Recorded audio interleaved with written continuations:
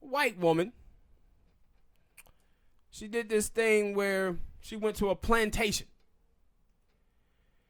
And she said, we didn't come here to be lectured on how white people treated slaves. You went to a plantation, woman. What the hell did you think they was going to talk about? Mm. And see, this is what I'm talking about well-intentioned liberals. Decent white people. See, what white people love, some white people love out here, they love to watch slave movies. They love to go to plantations because it makes them feel good about the place that America is in today. It makes them look and say, at least things are not that bad. But when this man go and start telling them about the treatment of Africans, here it goes, Spank. What does it smoke? That white comfort. That white comfort get disturbed. Mm-hmm. And now they up on, I think it was on Yep, where she write this comment on. But I said, white people don't want to hear the truth. It makes them uncomfortable as hell, man. They want to live in denial. And see, this is why they love Africans and they love the Boule blacks, because they allow for those people to live in that denial. Because they too busy fighting against white rejection, seeking white validation. So they're never going to challenge white people at all. But with us, the mere presence of African Americans, especially African American men, reminds white people of what this country have done to African Americans and continue to do. But they love to seek out these little safe spaces, like going to a plantation or watching a slave movie, or seeing people like LeBron James and interracial dating and all of this nonsense that cover up the suffering and the pain and the struggles that African Americans continue to go through in this country. But she goes to a damn plantation and said, how dare these people tell me about what white people done to blacks? I ain't even been to a plantation. I just seen a TV show about people going to a plantation, and that's what they do. Yes. And what you expect? What you think they were gonna come there and tell you how nice the drywall is? Yeah, I'm guessing that's what you wanted to know. That, hey, they're gonna be telling me about the house. Well, what went on in the house? Slavery. What went on the outside of the house? Slavery. What went on across the street at that house? Slavery. What about the house down the street? Slavery. Like, what the fuck would you expecting? That's crazy. Would you expecting a bed, bath, and beyond? But yeah, but this is what these people are, though, man. These well-intentioned liberals. That's what these people are. They love to see these things to say we overcome. We overcome. We done good. That's like having sex and right before you orgasm, pull up and be like, nah, boo, we done enough. We done enough. We done overcome. Nah, you gonna finish that orgasm. You gonna do your do.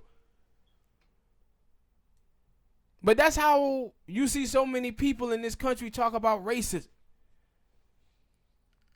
Like, we've done enough. And you watch a lot of us black folk, we kind of act like that too.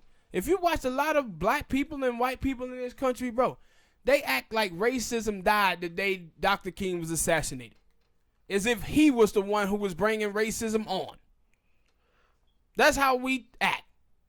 I see some dumbass people who look at other people, other basic celebrities, and say, they made it, so we doing good out here. We doing black people, we doing good. And lost. Like, those are a few. Lost in celebrity. What about the many? They lost in celebrity.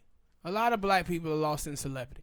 And then if you actually pay attention to those celebrity really lives, they'll probably tell you that, nah, man, I got all type of problems. But, you know, that's the same thing like that's the same thing with white people. Like black people, we live through white celebrity, and white people live through white people. So you always hear white people, racist white people who ain't got a damn thing, a pot to piss in or wanting to throw it out of. Children over there dancing on pissing mattress. Daughter somewhere at a stripper pole, son high as hell on opiates, passed out at a red light. But those people, white people, we created this. White people, we created that. White people, we done this. Man, you sipping Sprite out of a mayonnaise jar.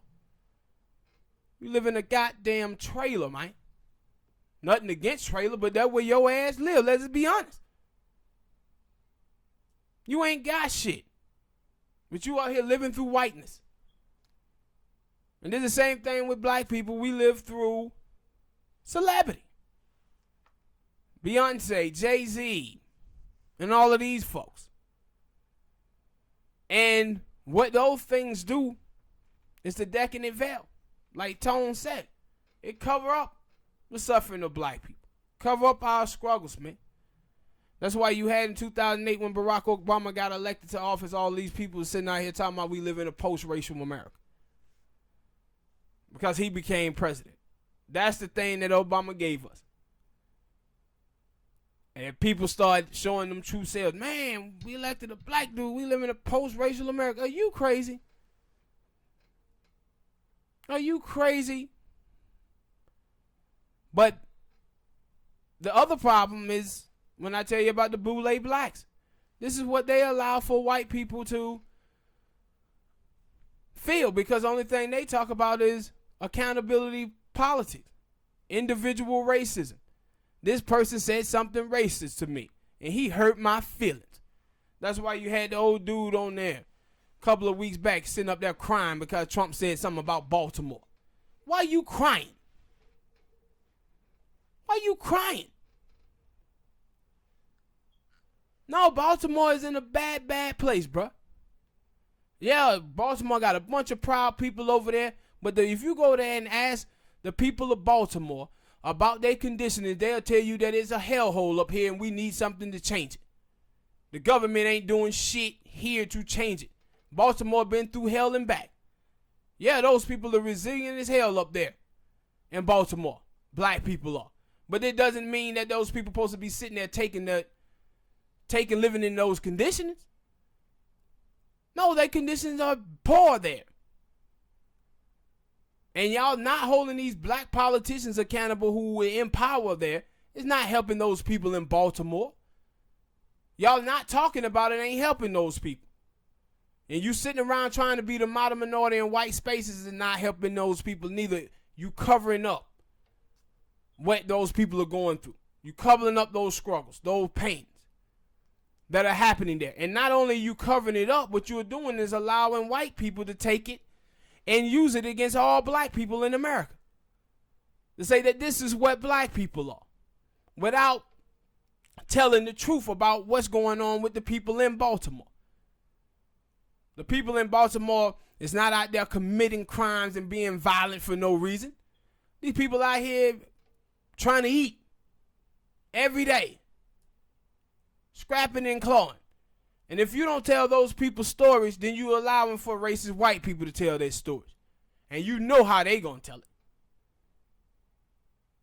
But these black, and instead of him getting up there telling the story of Baltimore, he gets up there talking about, well, we are proud people and we did. No, we know that. We know that. We know that those people in Baltimore are black. Of course they proud. But tell about the conditioning that those people are living in, why they are, and how it comes about. That's what black representation look like. Not sitting up there crying. Because when you do stuff like that, you create white people like this. White people who look and say, we overcome. Why? Because he's a black man on TV. Look at LeBron James. Man, America doing good. Because we're not telling the truth about the plight of African Americans in this country.